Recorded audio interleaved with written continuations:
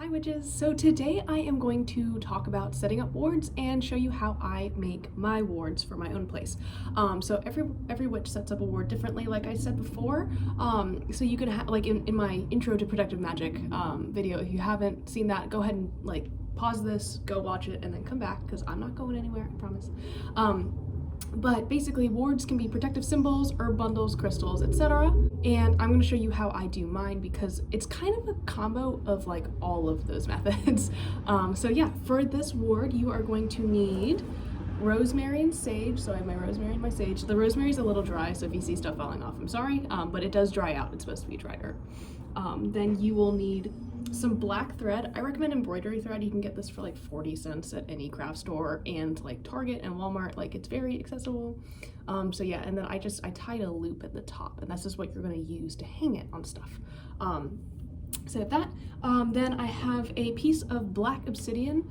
Well, actually it's snowflake obsidian, but they basically do the same things, and this was what I could find at the witch store when I went.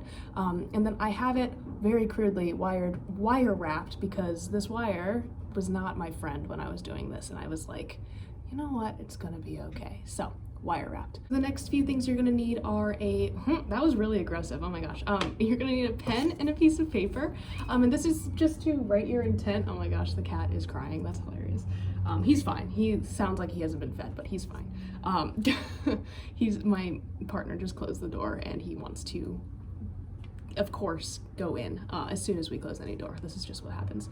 Anyways, you'll need a piece of paper. I always, I just cut a strip of like printer paper, and it should be long enough that you can fold it in half. And then finally, black candle. This is a chime candle. If you want to use a votive candle or a white candle, that also works. As you know, white can be interchanged for any color, but for this, because it is a protective thing, I do want to use specifically a black candle for myself personally. So the first thing you're going to do is cast circle, if you so choose. If you work with any deities or guides, call on them. I have kind of done that. This is more of an I don't know, a educational video, so I haven't gone through all the pomp and circumstance. Plus it's my day off, so I'm just like making vids, which is fun. Anyways, the first step is to wrap your crystal in some wire or maybe some sort of thread if you're really good at that. I had no luck doing that because I really tried at first and I was like, this is not going anywhere. So I broke out some jewelry wire. I kind of just freeform wrapped it. I just kind of was like, this is how it's gonna be. And yeah, you just make sure that you have a loop at the top so you can kind of like put it onto the ward. Okay, so the next thing you're going to be doing is taking your piece of paper. Sorry, I have coffee on my face. Take your piece of paper and either write a protective sigil or your intention. I tend to write my intention on these things. So something along the lines of I protect this house, or I will protect, like almost personifying your ward, or even if it's just the word protection, that's fine. Just write it really intently. Ta-da! So then you're going to fold it in half and then poke a hole. I'm going to just use like a pin. If you have an embroidery needle, that'll probably work a lot easier. Just fold it in half, and then through the two short sides, poke a little hole. Then once you have this and your herb bundle, you're going to take your string and start wrapping it.